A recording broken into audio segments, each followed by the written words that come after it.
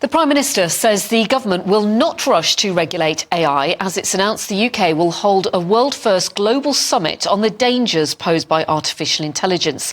The summit, to be held at Bletchley Park next week, will see representatives from around the globe in attendance, including from Beijing. Yeah, so that question, should actually we fear or embrace the era of artificial intelligence? Should we fear or embrace, indeed, the Chinese who might be heading towards Bletchley Park? Let's bring in our Deputy Political Editor, Tom Harwood. And Tom, the assessment seems to be, from what the Prime Minister was saying earlier, it's still more a threat than a boon to us. Well, there are two different sides to this coin, as there is with any new advanced technology. I think the good analogy perhaps to be drawn, which many individuals have raised, is that of splitting the atom.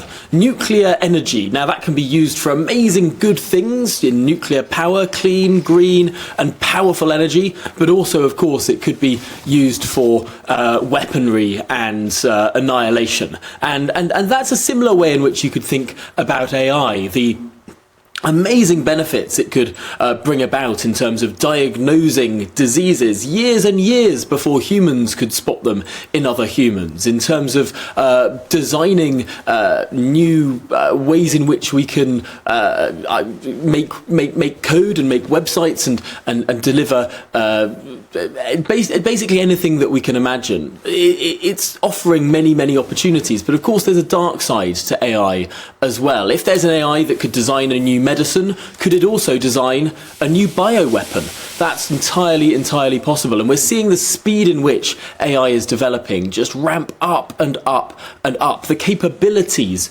of these AI systems, perhaps a decade ago, were 10 billion times lower than they are today. That's an actual number that an expert told me this afternoon. It just gives a sense of the ramping up of things, and the government believes that this might well be the last opportunity to set some ground rules before it all escapes sort of out of human control.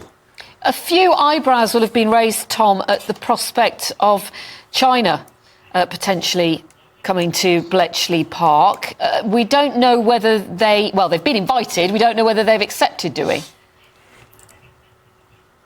We understand that they have, on the face of it, accepted, but we don't know who they're sending, and thereby there is some confusion as to whether or not they are actually going to send anyone at all. But the cast list has not yet been announced officially by the government. The official list of invitees and those attending will come about next week. We do know, however, that certain countries have already said that figures from those countries are going. We know that the big 7 AI firms are all sending their top people, and just this afternoon the United States of America announced that the Vice President, Kamala Harris, will be attending as well. So we're starting to get an indication of those who are going, but the government has said throughout this process that if you want to bring about a global consensus on how to deal with AI, both its massive rewards and big risks, you need the entire globe to be involved. I have to ask you, however, about robot tax, which the newspapers were talking about this morning. Yet another tax on the way we all feared. But what exactly are they suggesting, that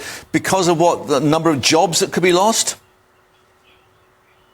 Yes, this was a suggestion that was posed, that perhaps companies that used more artificial intelligence and replaced human intelligence with artificial intelligence could have an extra sort of tax on them. It must be said that this morning the Prime Minister seemed to bat away questions of a robot tax, saying that instead AI could be used to augment jobs that we have, making us much more efficient, whereby we get our robot pal to do all the boring, mundane and repetitive stuff, and then we can be much more efficient in our own jobs. I think the Prime Minister sees this as a big opportunity to increase the efficiency of all of our output rather than lose jobs. There'll certainly be shifting of some jobs and some people will move to different sectors, but it is interesting. The summit next week is not going to be talking about effects on the labour force particularly. It's not particularly going to be talking about some of those immediate term obstacles or understood obstacles. It's going to be looking at what's known as frontier